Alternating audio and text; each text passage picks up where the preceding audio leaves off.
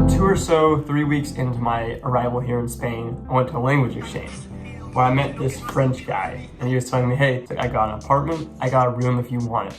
I was never gonna do it, but I got a little bit desperate and I decided to go with his offer. My friend slash landlord, he said, hey, I'm gonna probably tear up the floors and maybe change the windows. And I said, okay, no biggie.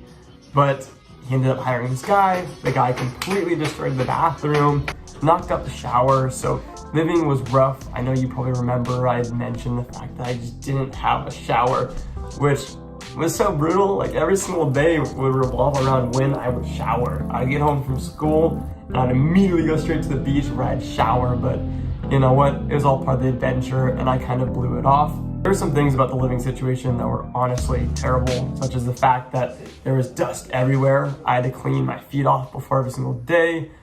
I live in a rat's nest. So it boils down to I live in a literal rat's nest. Literally everything was destroyed. Not a single bit of the house was pleasant or livable. I would never invite a friend over, and when I had a friend over, I felt incredibly embarrassed by the house. It was always stinky. It was just a weird house, but you know what? I'm pretty easygoing, so I got a little bit of a rent cut. I said, whatever, no problem. Here's where things get a little interesting. So it had been 2 weeks at this point since we had had access to a shower. And I was like, hey, you know, this sucks. I had been living in kind of a piece of shit house for quite some time. And I decided, you know what? This weekend, I'm going to go and help this guy out. Maybe we can speed things up a little bit. So then I started helping the guy out. We started drilling holes in the wall and started making progress. And then I realized, wow, it's really dusty in the house. And then I had this big flashback to, oh, I forgot asbestos is a thing. It's called amianto here in Spain. And I was like, oh crap, this could be brutal. So I told the guy about it. We started looking into it. And he found some information that stated that in 1950, when his apartment was built, 1 and 2 structures were made with asbestos. And we had destroyed the walls, we had destroyed the ceiling, we were drilling into the walls, and parts of the floorboard were ripped up, all of which are potentially asbestos-containing materials. And although nothing was tested, it's one of those issues where, unfortunately, I can almost guarantee you that with the amount of destruction done, there had been some asbestos in the air. So that night, I pretty much just grabbed all my stuff. I told him, hey man, I'm gonna look for a new spot, and I got out of here. And I got kind of lucky, because this spot right here, I came to this spot in a really weird way. So on a really rainy day, about 2 weeks ago, I was sitting under an overhang, eating a sandwich next to a couple of homeless men.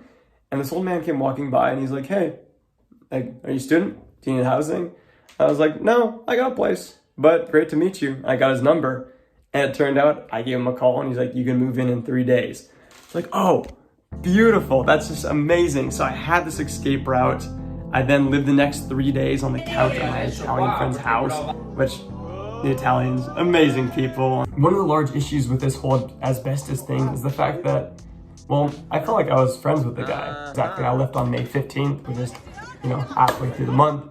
I texted him like a week later. I was like, hey man, because I had to leave, like, would you be cool with maybe giving me back half of my rent? I feel like the least you could do is at least just be like, oh, dude, I'm so sorry. Like, yeah, here's your money back. Let's go get dinner. Let's, you know, be friends. But nothing.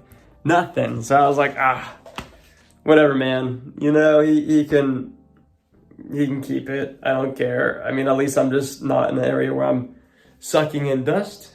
And now I'm here in a 9-person apartment. I'm only here for another 2 weeks or so, just because it's kind of, well, it's a little crazy. It is forbidden to stay out of the rooms after 11 p.m. And all the tenants here know it. It's almost kind of like a prison. So I'm kind of looking forward to getting out again. And I'll be moving on to my 4th official apartment and 5th official room in just 2 weeks from now. So, you know, wish me luck, people. But for now, keep it real. Thanks for checking this out. I love you tons.